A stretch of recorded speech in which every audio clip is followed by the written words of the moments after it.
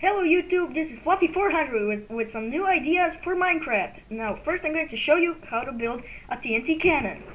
First, you need to get some oak wood planks, some redstone, a wooden button, some water, a stone slab, and some TNT. First, you take the wooden planks, set them like this. Like 7 blocks, I mean 14. You put one here, you break this one, put them like that, like more seven blocks. You put stone slab here at the end. You take the water, but you have to set it over here at the end. So you take some redstone, set them like this.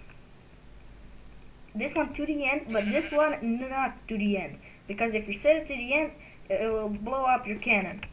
So you take another stone slab, set it here. Stupid sheep, go away.